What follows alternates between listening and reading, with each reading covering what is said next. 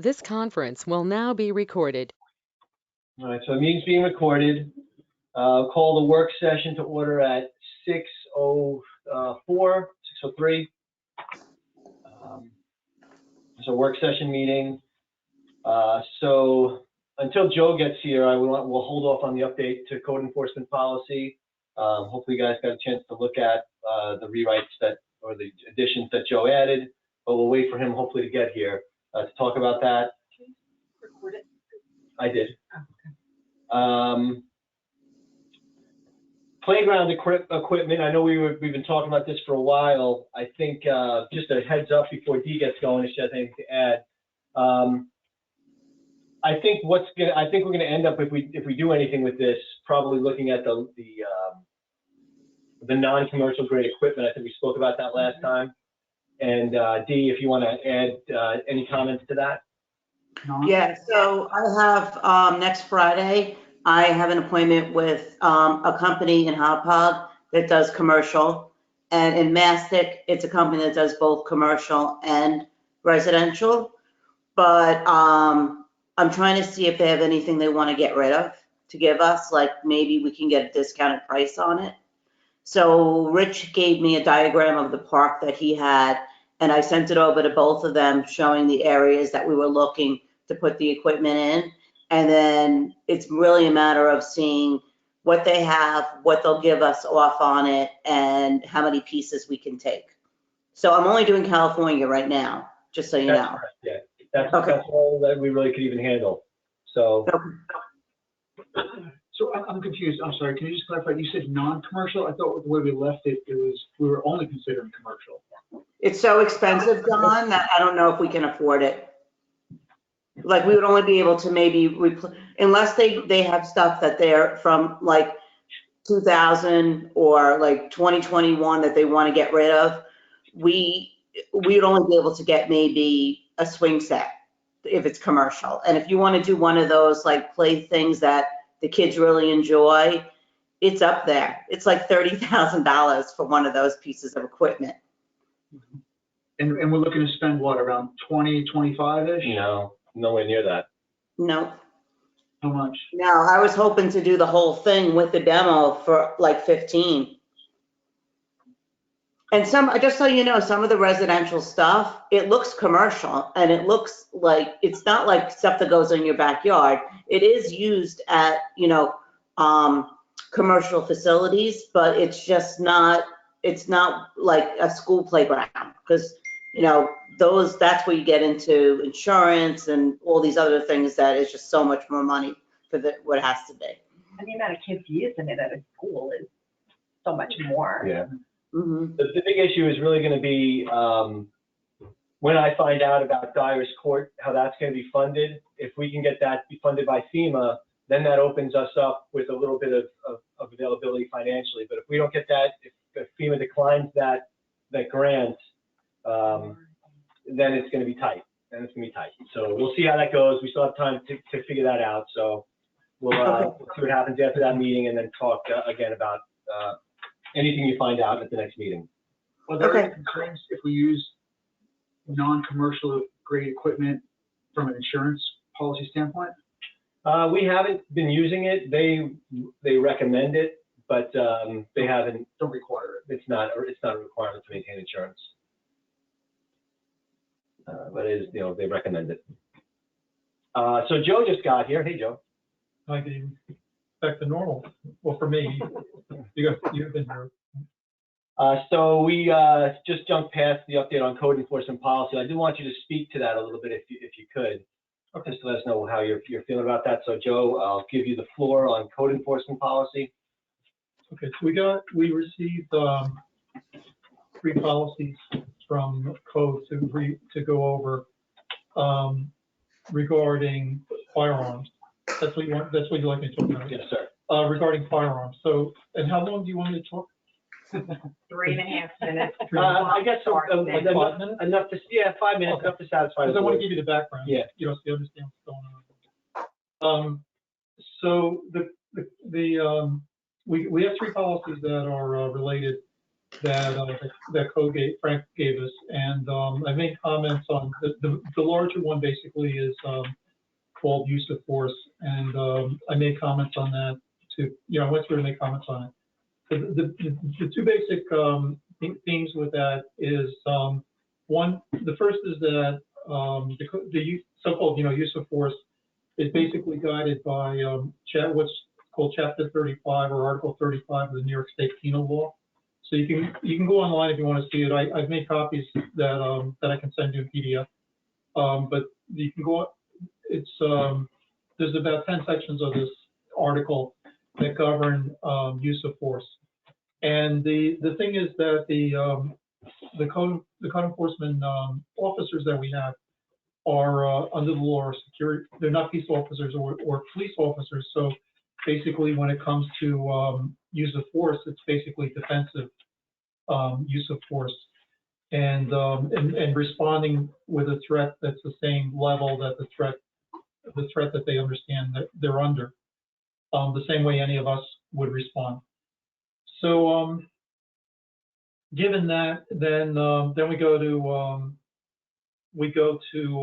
so there's a couple places where it says things like resistance and things like that. Well, if you're not a peace officer and you're not a police officer, you don't have what's called arresting power, which is stopping or detaining people. You have the same arresting or detaining power that a regular citizen has, basically, which is that if you see somebody committing a serious crime, you can detain them until a police officer arrives. You have to call the police and you can hold them. You can't tackle them.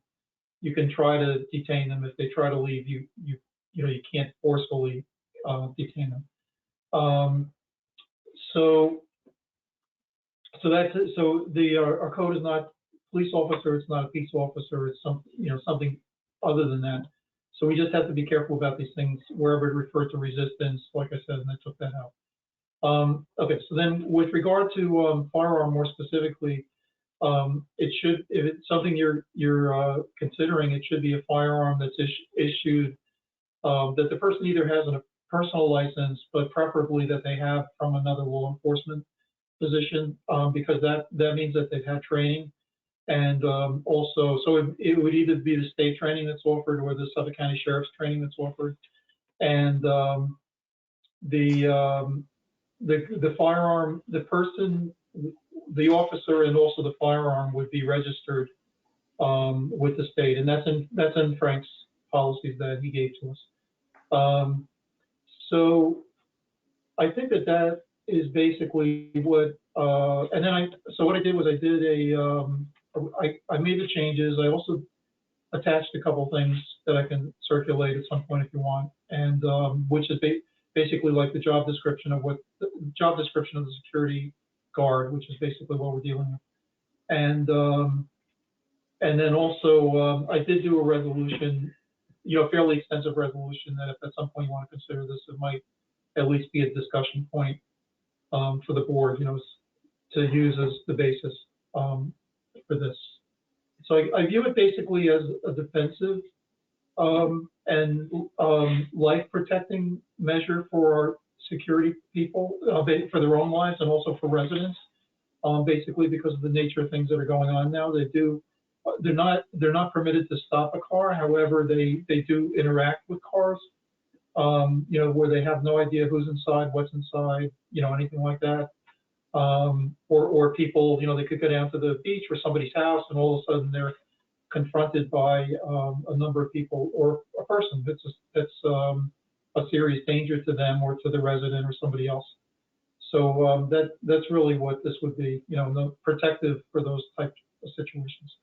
We did have a situation in one small village a couple of years ago where a car was parked in front of a house with a couple people in it, and it was about 1 o'clock in the morning, and their force pulled up next to the car and just questioned the people about because they obviously weren't from the village, and it ended up being 2 people that were wanted on an outstanding murder warrant from the Mid Island. It was an eastern village. It ended up being a couple people from Mid Island that were wanted an outstanding murder warrant, and the car was loaded with all types of guns and ammunition. And they were, I don't want to say why they were there. I know, I know why they were there, but it wasn't a good thing that was going on. So those are the situations that come up now. So given that, this is intended to be protective for security. Any questions, guys? Yeah, I have a question. So I looked at the red lines. By the way, Frank, great job putting this together. It was very comprehensive. And I looked at your red lines that you made, and I'm just wondering, because I also looked at Article 35, and I'm wondering for the village's use, a lot of what's in Section 5, even, I think it's Section 4 and 5.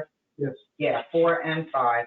A lot of that does come directly from Article 35. It's just different variations.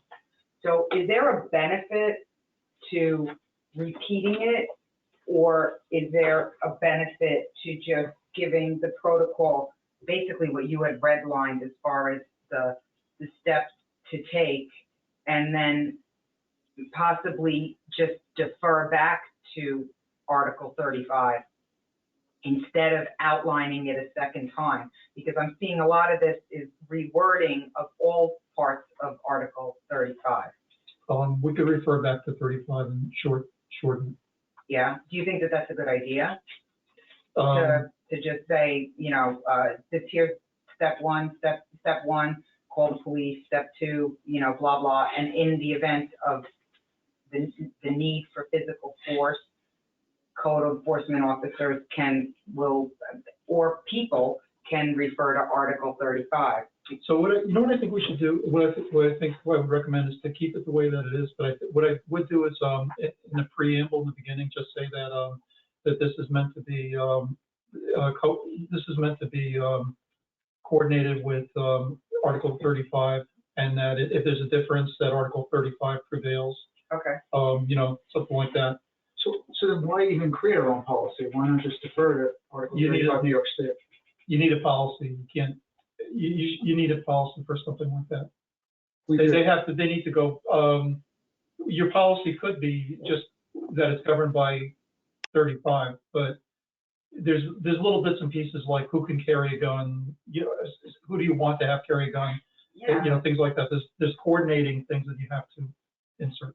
But that's not, I'm just thinking that everything in here, like Section 1, Section 2, Section 3, all of that is like almost village specific. And even Section 6 and the whole training, all of that is all village specific. But I feel like the use of force section is really all deferring to Article 35. Use of force and use of deadly force. So. Right. It's all everything. I mean, it's. I don't know. I'm not sure. Maybe I missed something, but I didn't see that it had more stuff than what's in Article 35. Yeah. So I thought it was similar. I didn't pick up that it was word for word. It's not word for word. Yeah. But everything that's in ours pulls from this. Yeah.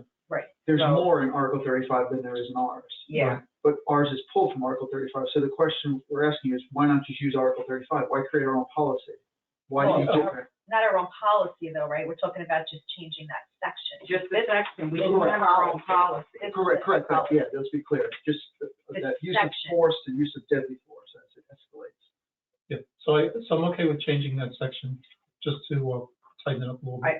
I'd also want to know what Frank's viewpoint is on that. Frank, you want to jump in? I just want to make one comment on that, and that is that we have to remember that if someone violates our policy, it may not necessarily be illegal, but we may need to, if that person violated it was serious enough, we may need to terminate that individual. And so I cannot terminate someone if they didn't violate one of our policies or give them, a notice that they violated. So that is why I added it to our policy. But I will, you know, I'll certainly go with whatever, Mr. Prokop recommends. Well, no, that makes a difference. Isn't that Yeah, what does it though? Yeah, it does. If our policy is verbatim of what that section of Article Yeah, but 35 he can't terminate them based on the New York policy. well, he could, If it's part of our policy, If our policy says it's, you know, Right. that portion is Then he Article can. 35, you can. yeah, if our policy is to follow, you know, incorporate all the provisions of 35 by reference. that's part of Then our, with that's it- part of our But policy. let me take a look at it. I have to make sure that I'm not taking something out that. Yeah, I don't want to take anything You'll out. ruin I it. just think that it's an easy reference. I just think what Frank's saying, if I'm hearing him correctly, is that by writing it as our policy, it gives us a little more control over what he can do in terms of his employees.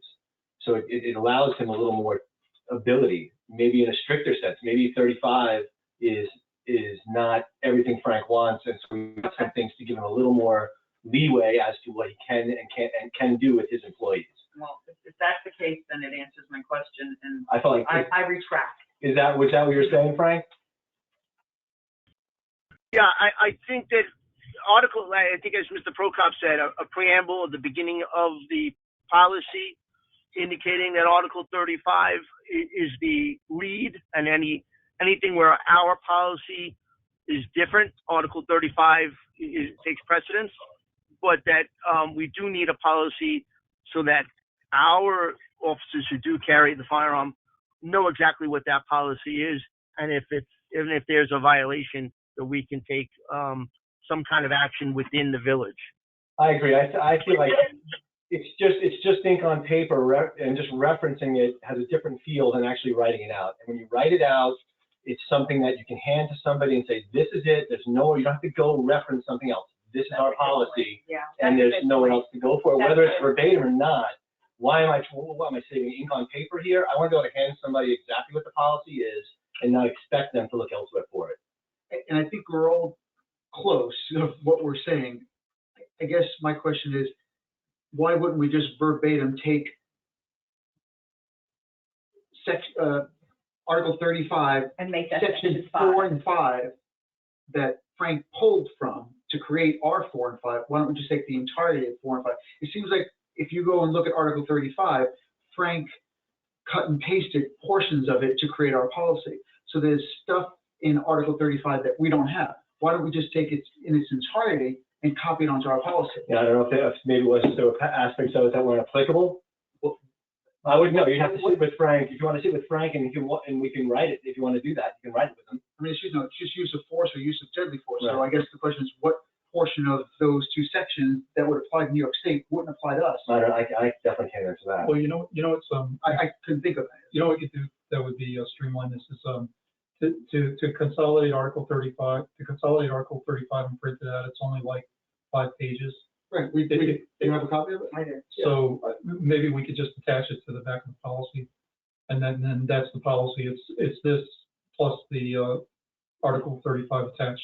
Right. So just change sections 4 and 5 to 5 pages of Article 35, and I think we're all in agreement. I definitely don't want to take away by bringing this up. I just figured there were going to be two different things, and it's like New York State versus the village. I didn't know why, but if there is, I mean, I have to read it next to each other to see if there's areas, because if Frank added or took away so that his team can work a specific way, I don't want to interfere with that. But, you know. So I'll check on that, but I think what Chris said was, is meaningful, so, you know, that they have it. Because this way, when somebody comes in, a new person or the existing people, Yeah, we can give it to them. So we'll just attach it. I think that's a great idea.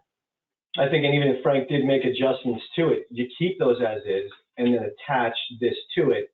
That is the superior document. Yeah.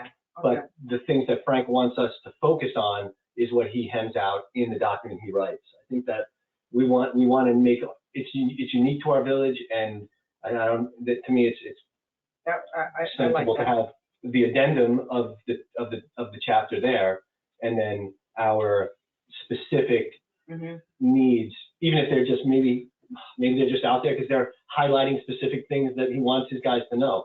You know, maybe that's the reasoning. Okay. That sounds like the best of both worlds. Can you have your cake and eat it too, or creating our own hand-picked policy and then also use the state's policy as well? Yeah, that's the idea. So I we're just think the that's tax. great. I like that.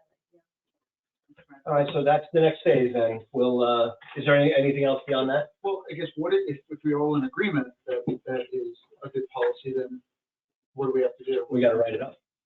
Now we gotta write that up. Okay. Yeah. Cool. Do you think we could vote on that at the next meeting? Is that reasonable?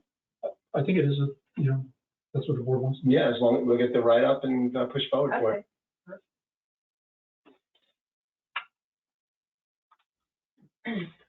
All good? Yes. All right. Thank you, Frank. So, let's see, that's that. So Joe, any update on the local law regarding wireless facilities in the village?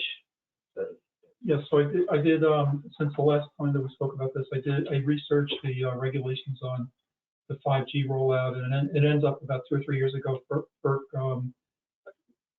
had what's called a declaratory ruling on 5G installations. And they said basically that you can't do something that will obstruct 5G. You can't prohibit it.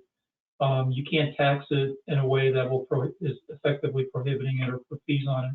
You are allowed to charge fees. You are allowed to regulate it as far as safety and some environmental concerns, and you are allowed to charge fees on the application and the installation. You're allowed to have an application and to charge fees on it, but they have to be commensurate with the services that are going to be provided in analyzing the application, and they can't obstruct the installation. So there's 2 laws that I found that people have done. One is the village of Scarborough, the village of Scarsdale, and I have a couple copies of that. I have it in PDF and I can send it around. Maybe that'll be the easier thing to do. I do have a couple of printed copies I give out to.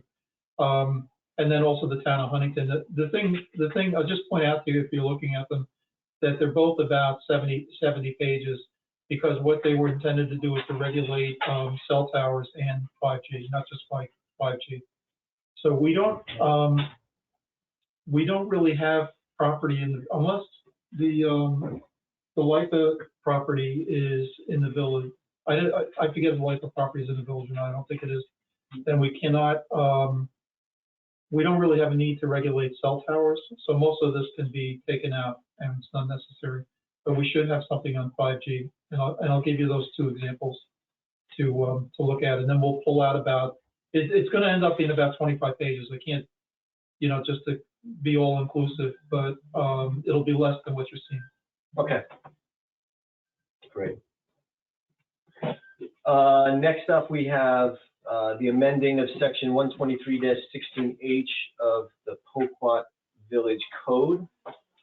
So, when we did chapter 123, which is the rental law, my final version, that section refers to Poquat, but somehow I don't know how this happened, but somehow the version that got to general code, that particular section refers to a different village.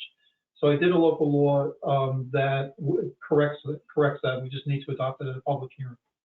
So we'll set that, I believe, we'll set that for next month. Yeah, and obviously I'm not going to charge you for the time that I did, and I have a copy of the local law with me tonight that passed out so you can look at it. And we're not, obviously not going to charge you because that's a correction that we need to do. Great.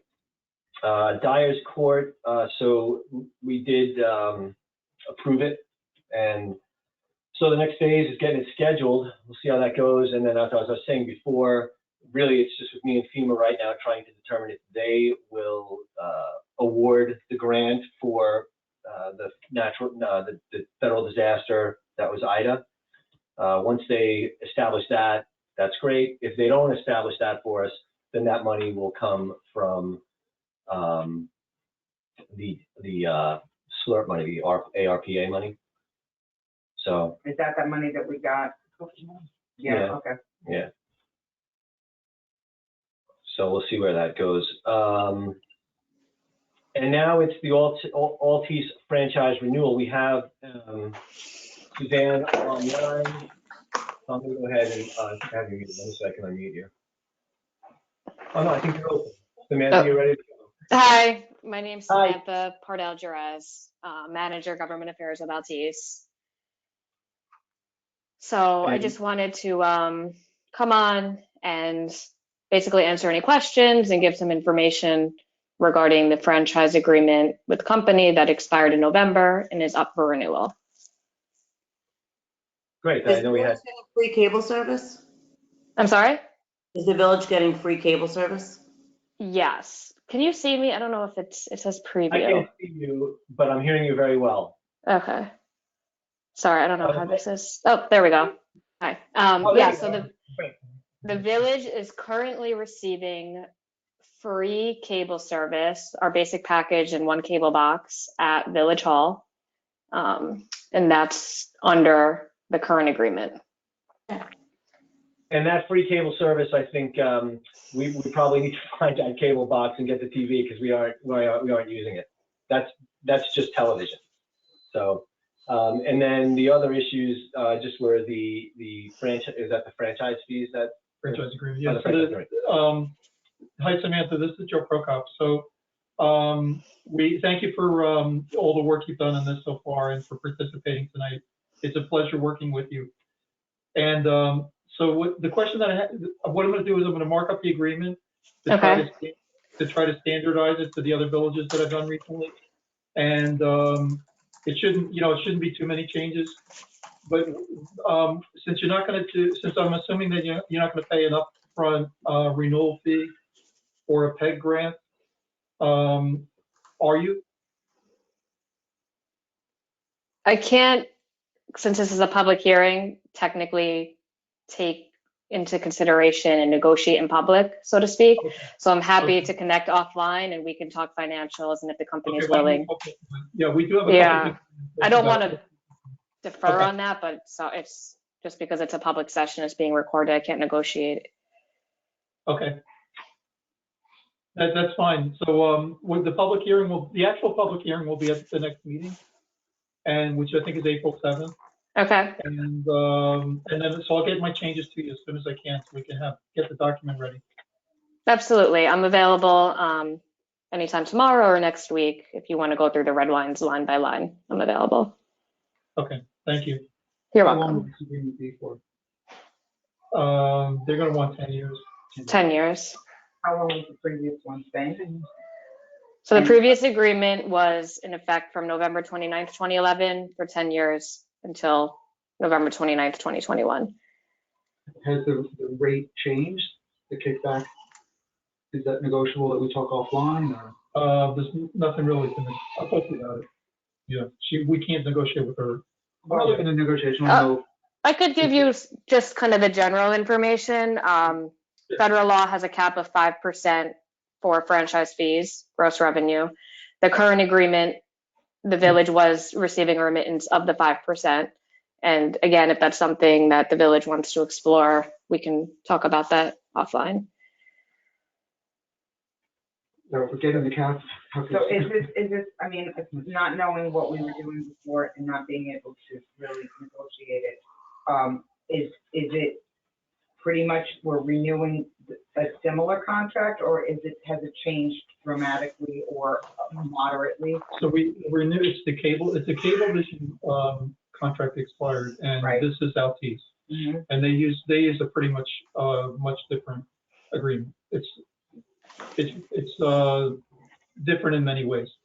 So the basic things that we need to watch, the basic things that we need to be careful of is we're going to get 5%. We're going to get a franchise fee, which is 5% of their gross revenues, and we have to. So the first thing is we have to make sure that the definition of gross revenues is advantageous or at least fair.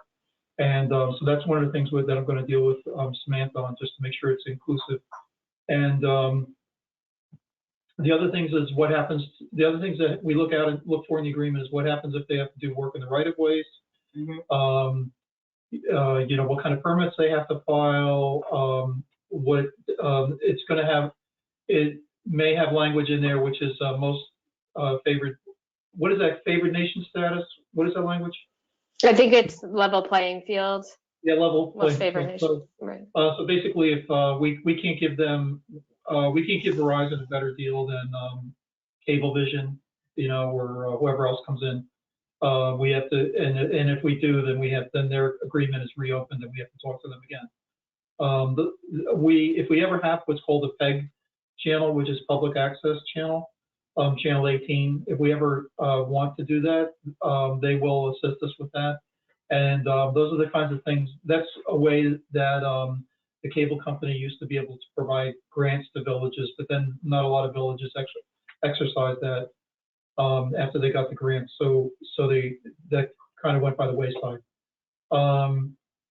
But if we want to do that, they have to cooperate with us, and that language is in the agreement. So if we wanted to have our own, Wednesday night on channel 8, or Thursday night on channel 18 is the village of Polkwatt instead of the town of Brookhaven. It could be $2.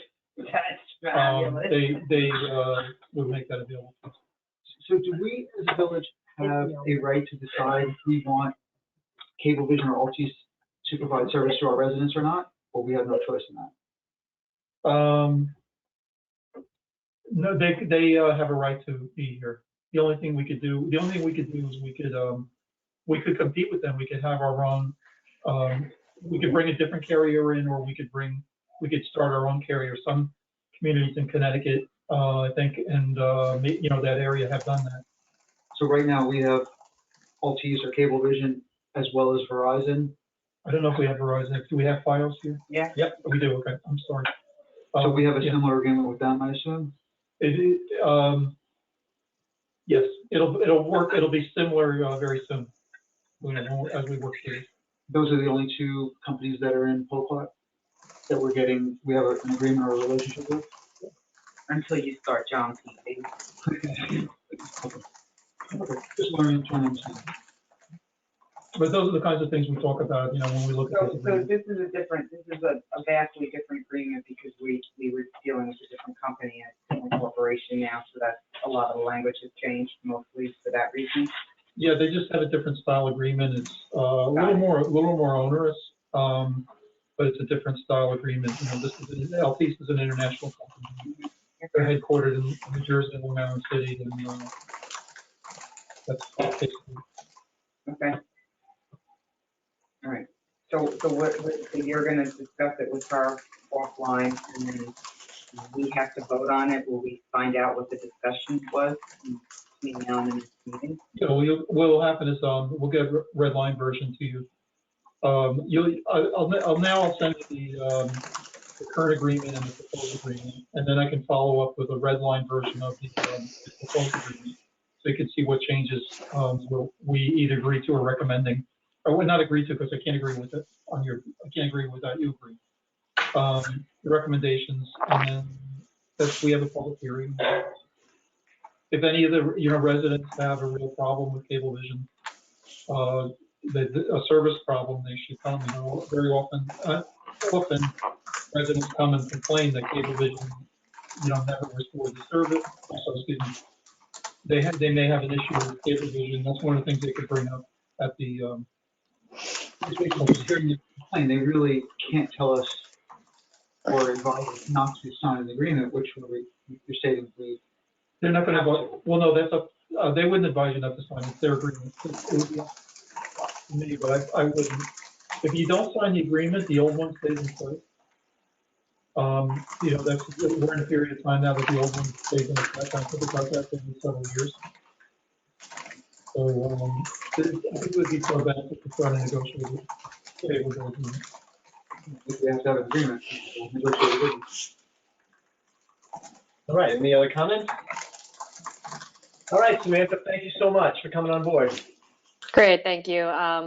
Again, I had given my information to Cindy, but if there's any constituent concerns or downed wires or anything in the village, you have my information, please reach out to me and I can escalate it within the company and get it resolved.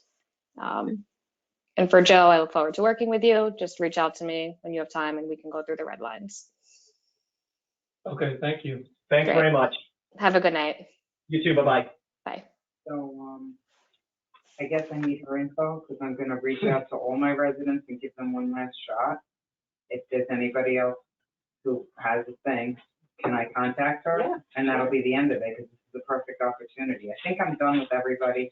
There were 3 residents that I had left that I would just say to them, here's your chance, and then that's it.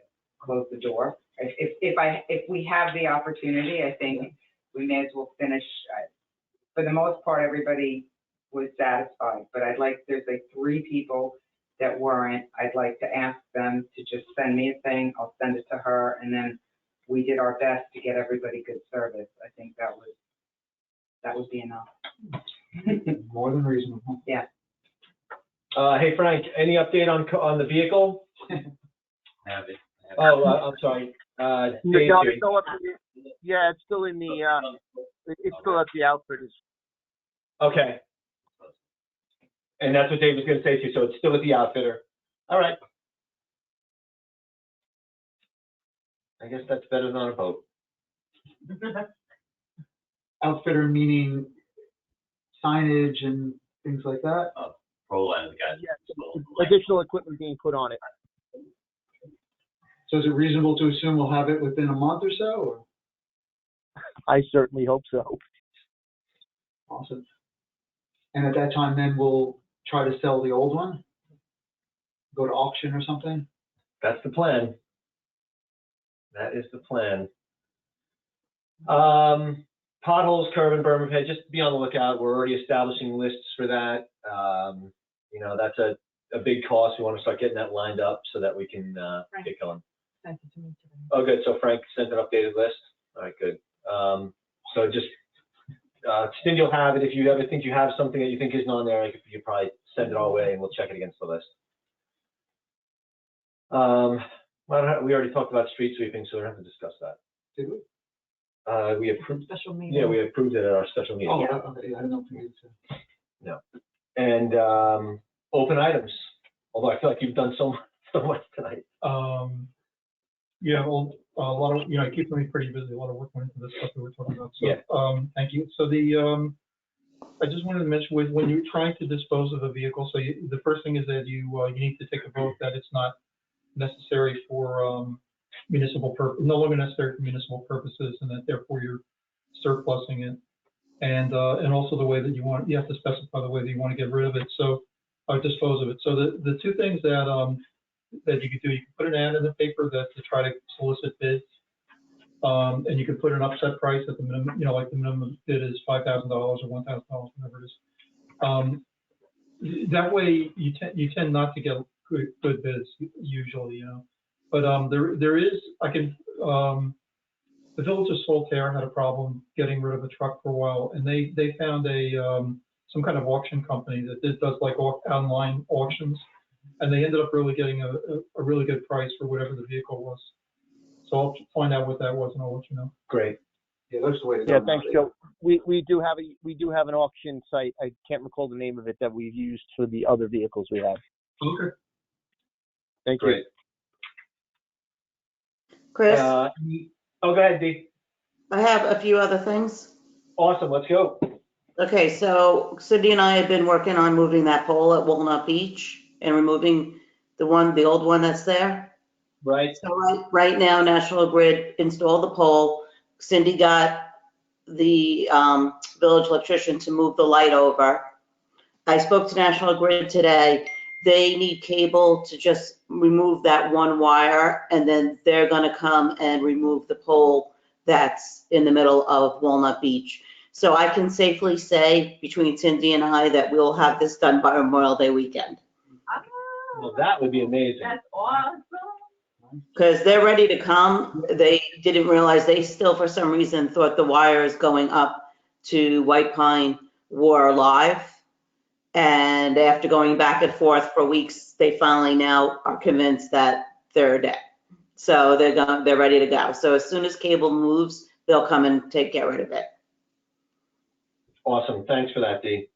Okay, now also gas service on Washington and Chestnut. We originally had 14 houses that were interested, and National Grid approved that service. Since then, we are now at 26 houses. Wow. And I had a call with National Grid who they are under the impression that New York State and the new governor want to stop gas service on the east end of Long Island. They can't handle the capacity. More people are signing on that's in their areas because of the fuel prices. So now we have to go back and see if we can get approved for the 26 houses. So we're going, everything's been submitted. I spoke to National Grid today. He's going to put in our request next week. And we just have to wait and see if those 2 roads will be approved. If they are, then we're gonna be moving forward with gas on those 2 roads. The only sad part is the people, and I emailed or spoke to almost everybody who didn't sign up on Washington or Chestnut. If they don't sign up now, even if they want it, once it's in the ground, there's a good possibility they're gonna be denied. So if anybody's interested in it, they should definitely reach out to Village Hall in the next couple of weeks. That's something I should put on the website? Definitely. You may want to, because I've emailed everybody, I've explained the situation, and, you know, again, we're even hoping we get approved for the 26 houses. We might get shot down and they may not even let us do those. Do you have a timeline on that? Like what, do you want to write something up? Anyone who's, I got 3 more applications this morning. I sent them right over to him. And if I get any in the next couple, I would say today is the 10th, by the end of the month at the latest. Okay. All right. Because what naturally will happen, maybe somebody will come off, somebody will go on, so we'll end up being pretty close to the capacity we got approved for. All right, so I'll get in touch with you this week and we could write something up and we'll put it on the homepage because I think that that's a good place, and maybe maybe throw it on social media too. Okay. And then the last thing is, I don't know if Jacqueline was going to put this in her report, but the Justice Court got the grant for the $30,000 to work on the building.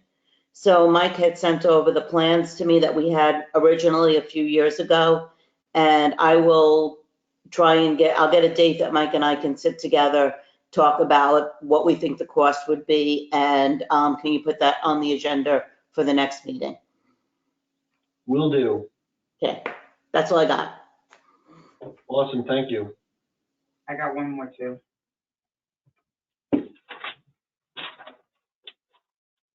All right. Newsletter time. Yay. So I'm gonna start working on it next week. If anybody has a theme, I want to definitely keep like a new resident section that we kind of started the last time. But if anyone has anything that they would like to focus on or have heard, throw it my way because I'm going to start designing the spring version. Looking for ideas. Yeah. And I need a recipe. All right. Yeah, macaroons, John. There you go. Oh, You just volunteered. You're in. Just the update on court. I owe Jackie a couple months. But Yeah. I'll get that to you. I'm sorry, Paul. I That's didn't fine. forget. It's been, there's hardly anything to report. Basically Right. nothing to report. It's I'll just leave up- confirming the number. Yeah, I'll just confirm that there's nothing to report. But we had at the March court date, we're going to have Judge Kadams, not Judge Edelson. I think you know that. We're going to have Judge Kadams instead of Judge Edelson. All right, a little change of pace. Yeah. And Leslie's still been doing a great job keeping everything organized. Awesome. Anything else for the work session? All right, we can adjourn. Motion to adjourn the work session. Second. All in favor? All right, meeting adjourned at 6:47. If anyone needs a break, I'm just gonna run to the bathroom real quick before we get started on the. You gonna get her done? No. Meeting's still recorded.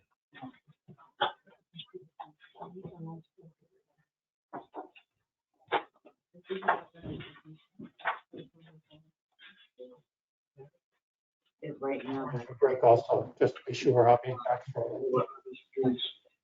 that not enough people from the others signed up. I'll sign it too. I'm not on it. I'll sign it. You will? Yeah. Oh, yeah, because you're technically on one. Keep this one in front of Chris. You gotta change the scale.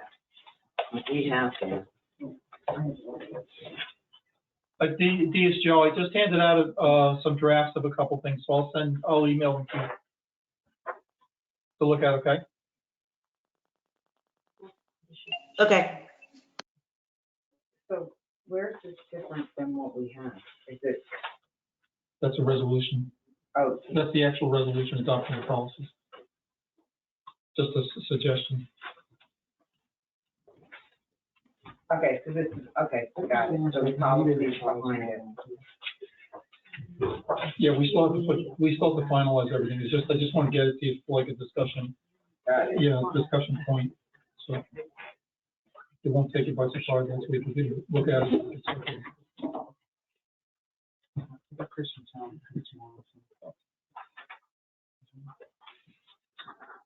All right, let's go ahead and call the Board of Trustees, Village of Poquat, March 10th, 2022 to order at 6:50. Let's go ahead and do the pledge.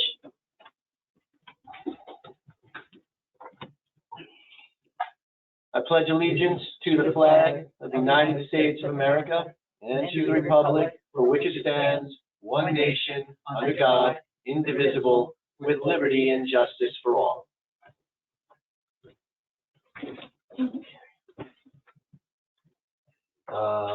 I don't have the announcements for this coming month, so that's nothing there. Reports, public safety. Oh, I have one announcement. All right, hold on. It's just a fun one. One of our residents has connected with Cornell Cooperative and also with the Poquat Community Association, and we are going to start a gardening club effective this summer and they're going to come and give us some tips to all the resident gardeners that have Plots plots. or otherwise, right? Any garden. Or otherwise, it doesn't, you can have your own plot and come to this, but that's something coming up. I'll put it on the website when I have more info, and the Community Association is sponsoring it. Awesome. Yeah? That's great. So, yeah, cool. All right, Dave, what do you got for us? The public safety report for March is activity report. Calls received for service information 54, incident reports documented 7, parking violations 4, house checks 1, building inspections 1, code violations 1. And the last day update on the cars you heard from Frank was it's at the outfit having equipment installed. Great. Anything to add there, Frank, or you're good? All good, thank you. You bet. You bet. Hey, Ron, I don't see, actually, I guess we'll come back to him. I see a cat. It looks like his cat's gonna get the report. He's on the computer. Why don't we just jump right to court report then, and then I'll come back. So for the month You're of recording that, right? Yes. Okay, good. for the month of February, 2 parking cases closed, 2 is the total cases that were closed. And then we had 5 courts scheduled. We had 1 appearance. We took in $800, so the total so far is $4,245. I got Frank's report. He sent it to me last week because now I'm doing the audit for July through December. So I have all his tickets that were given out for that time period. And I'm meeting with Leslie on Monday afternoon so that we can reconcile what he has versus what I have versus her report. Because last time I did it, it was a lot of emailing going back and forth and I had a lot of questions. So I think it'll be really helpful for she and I just to sit down and go through any questions that I have. And then I can write it up and give it to you at the next meeting. Perfect. Thank you for that. Yeah. Hey, Ron, the treasurer's report, you ready? Yes, sorry I was away. Well, there's nothing new except as you all know, we kind of got clobbered with snow, so it's not as bad as last year, but it's worse than was budgeted. And I think we're probably going to be getting at least another few thousand to $5,000 from Brookhaven, possibly for sand, maybe, probably not until next month. I don't know what happened today. I don't know whether you guys had anything. I have been updated. Was there snow removal? No, we just had the 800, he did come through, this morning with the icing for an $800 run. Was that, oh, that was 9th? He didn't come this morning. Right, and then, I guess that other Sandal will come, so. Well, aside, I mean, we're still, the village is still okay. There will be, the village will be fine for this year. It looks like the village will not have to take monies from the reserves. That's depends on how things go through the end of the year, but it looks that way. That's the way it's projected.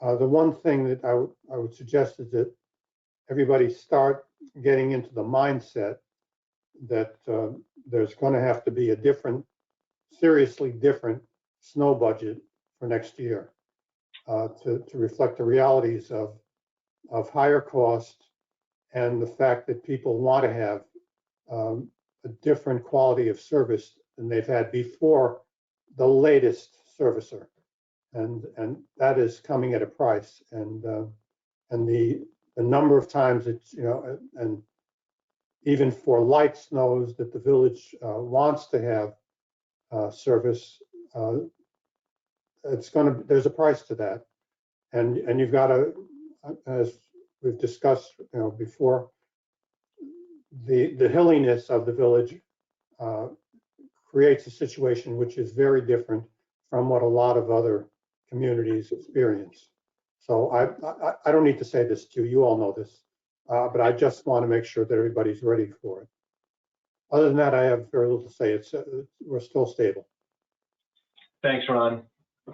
So Ron, this is John. Could you just clarify a little bit? I know you think we got clobbered. I just want to put that in perspective. To my knowledge, it only snowed 2 or 3 times this year. It was a pretty mild winter, right? Now, from a snowfall perspective, we get anytime we have if there's a chance of icing, if there's any snow, they come through, and whether it's 3 inches or 15, the size of the storm reflects very little on the cost. And I don't know what the latest numbers are in relation to the budget, but we were at 35,000. That was the budget. And Ron, where are we now with the budget for snow? The actual it was at 45. Right. So we were 10,000 over plus what's coming. Every time a vehicle rolls through, and it's going to be multiple vehicles, they drop sand and salt. And even that freezing event, while we were away, that's thousands of dollars just to roll through for that. We have hilly roads, and I think that's what Ron is trying to alert us to, that with the cost of everything going up, it is like that $35,000 mark it's low, and we have to hit reserves to pay for the rest of that. So off the top of your head, Ron, do you know what the last 3 years we spent on average? Are we spending 25, 35, 75? I think last year we were up near 80. It was over 70. The year before that was very light, and that was more like in the 35, I believe. And that's a very light year. So you have a very light year is 35, and then you have a year like last year that's over 70. So. And last year was only a couple of really big storms. It's not like it snowed every week. Right. It snowed This year too, really. It was like 3 times. It wasn't big. Right. but it goes quick. Yep. Okay. Yep. All right. Thanks, Ron. You're welcome. Sorry for that news. Well, the snow always is, isn't it? All right. Moving on to public comments. Anyone here ready to speak? Yeah, I just want to say. Just a name and. Andy. Andy. Could you when you put the meeting, all the meetings online, the ZBA, the trustees meeting, all the meetings, could you, used to have them on a calendar, it was easy to, click on the ProQuad calendar, and you could see what, meetings you had. I have a hard time finding, online, what when the meetings are. There is a section, if you click on the calendar, it has the date. They are all listed there. You go onto the homepage and then you go calendar, and a list comes up. I can show it to you if you want. I think Andrew and I were talking, the calendar that was on there prior can't be on there, right? Because there was like an issue with that Google Calendar Yes, that used to be there on was. there. Yeah. There was. Yes, that was what I was talking about. It was just like a calendar, like, with boxes, It wasn't that calendar, unfortunately, that plugin never got renewed for WordPress. So I could research other plugins, but the one that we were using never got renewed and it doesn't work with this current version. But I mean, if you take a look at it, it has like Copart Justice Court. It does have all the upcoming dates. And the Board of Trustees. what do I click on? You just go here. I can show it on here on the computer too, if you want to see it. Here, you just go to like calendar. Yeah. Right? And it brings you here, and it shows you ZBA hearing. That's the old one, but like Board of Trustees meeting, March 10th, and then down here it says upcoming All right, dates. at least you April have words. 7th. Yeah, April 7th, and then like Justice Court, it has all the upcoming dates.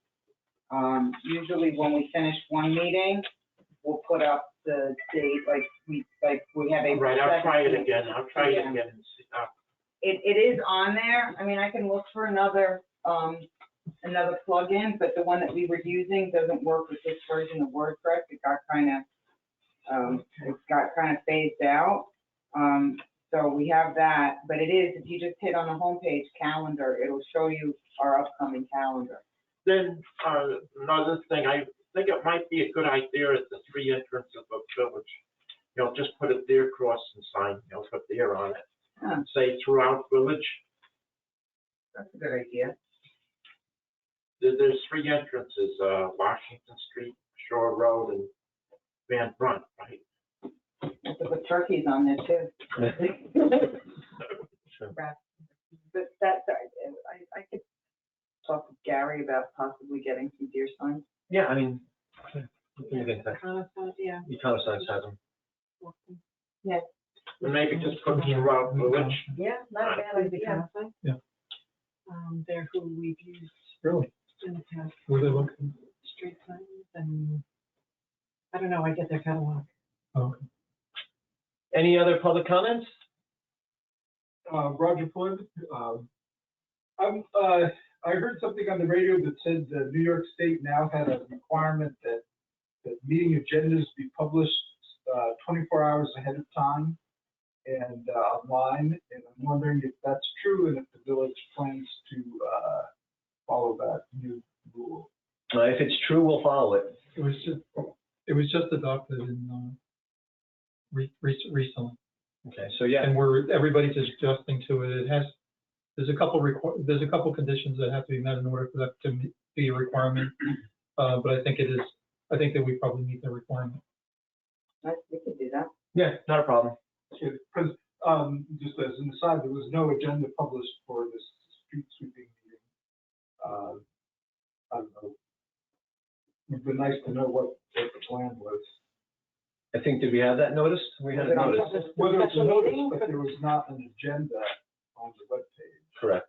Even the very brief one that shows up for the planning meeting, not for the actual board meeting. Presumably the board meeting agenda has to be published also.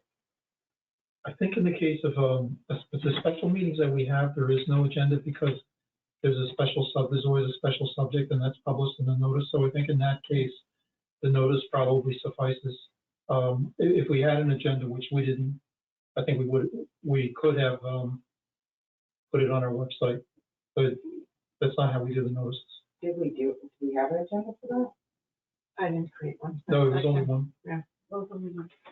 Okay, so in a case like that where, where a special meeting is advertised for a single subject, then that's the only thing that's discussed at that meeting. Correct. Yeah. Okay, thank you. Any other public comments? Just one related to that. I couldn't tell if there was also a requirement for publishing minutes.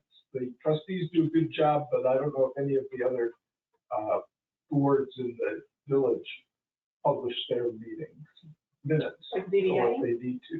ZBA or planning board, especially the ZBA, they have a lot of meetings, and I have no idea whether these things get approved or don't get approved or what happens. They're available. I'll speak to the chair about. They are available to the public. I'll speak to the chair about putting them online. Thank you. You bet. All right, on to resolutions. No, I'm gonna spend. Oh. I'm gonna, by the time I get there, I'm looking. My son's I can't pass up the second. Come on.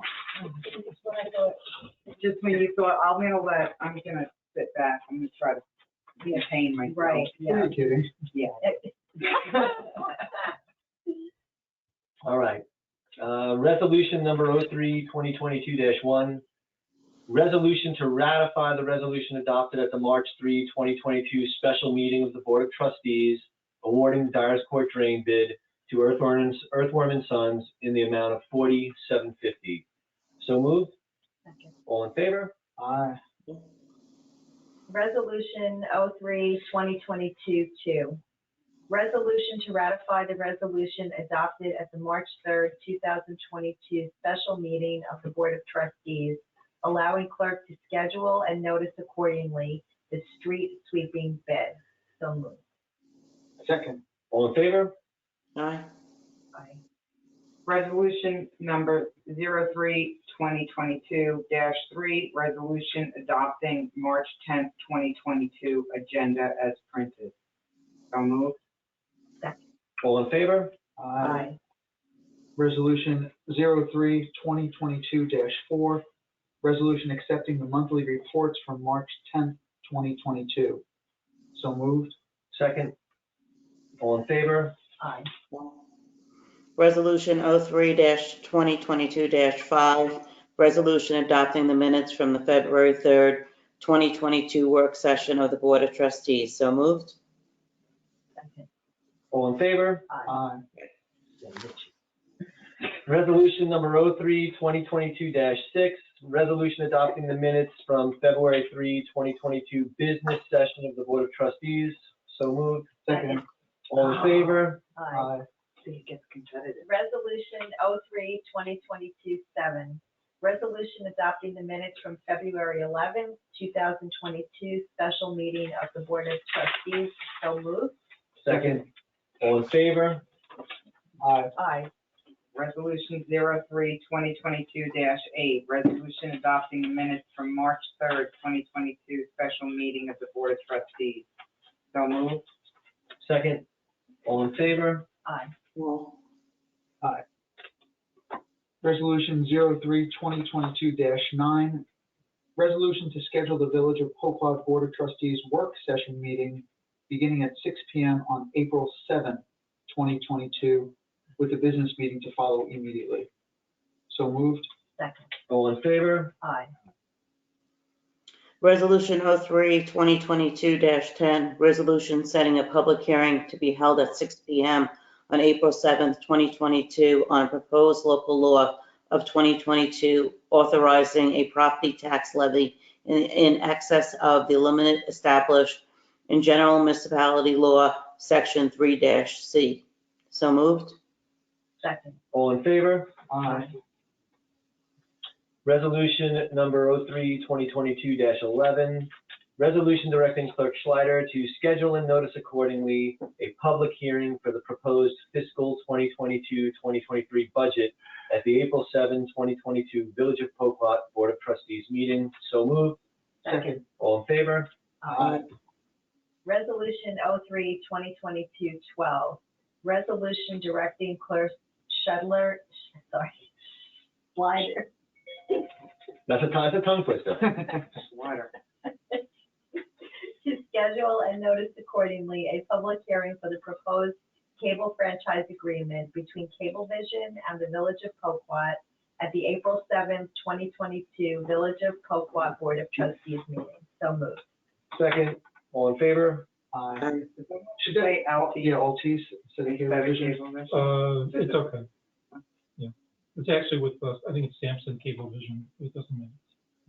But the notice will be more detailed. Resolution number 03/2022-13, resolution setting a public hearing to be held at 6 p.m. on April 7th, 2022, on a proposed law of 2022 creating Chapter 151 telecommunications equipment of the Coquat Village Code. So moved. Seconded, all in favor? Aye. Resolution 03/2022-14, resolution setting a public hearing to be held at 6 p.m. on April 7, 2022, on a proposed local law of 2022, amending section 123-1611, sorry, H. No. You got that 16H of the Coquat Village Code. So moved. Second. All in favor? Aye. Resolution 03/2022-15, resolution directing Clerk Slider to schedule and notice accordingly public bids for village pothole repair. So moved. Second, all in favor? Aye. And now on to the vouchers.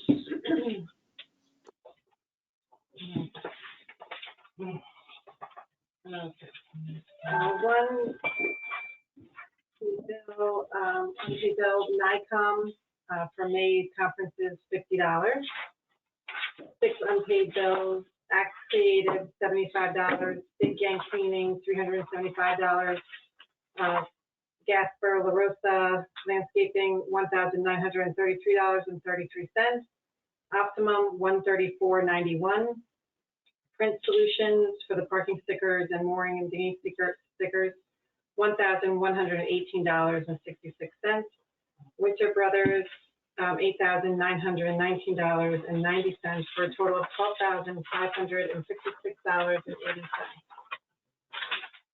10 unpaid bills, Construction Technologies, $195.15, Flynn Stenography, $513.75, Landscaping by Gasper La Rosa for the snowplow between 129 and 130, $24,850. PSE&G for December and January, $1,177.53. PSE&G for December and January, pole rental, $26.57. PSE&G for electricity in Village Hall, $297.91. Wex Bank, $61.33.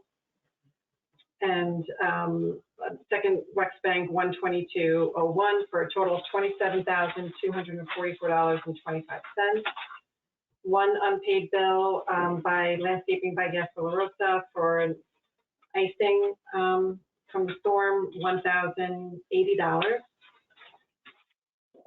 2 unpaid bills, Campolo, Middleton, and McCormick, $1,838.26. Times Beacon Record, $136.36 for a total of $1,974.62. 3 unpaid bills, Canon Financial, $129. Joseph Prokop, $1,443.75. Sweezy Fuel, $668.63 for a total of $2,241.38. Home Depot credit card, $62.35. 17 unpaid bills, All Flag and Flagpole, $265. Axe Creative, $75. Big Yen Cleaning, $300. Paul Edelson, $250. Flint Stenography, $373.35. Landscaping by La Rosa for the snow on 213, $5,670. Small Business Management, $528.18. Staples, $42.95. Times Beacon, $339.68. Town of Brookhaven for sand and salt for January, $5,033.25. Uline, which was for like street mirror, $192.61. Verizon Wireless, $60.16. Wellsback Electric, $1,136.20. Winter Brothers, $8,919.90, for a total of $23,186.28. Resolution number 03-2022-16, resolution approving all checks per the voucher report. So moved. Second. All in favor? Aye. Motion to adjourn the Board of Trustees meeting? Second. All in favor? Aye. We'll adjourn at 7:15. I'm going to go ahead and end the recording. Night all. Good night.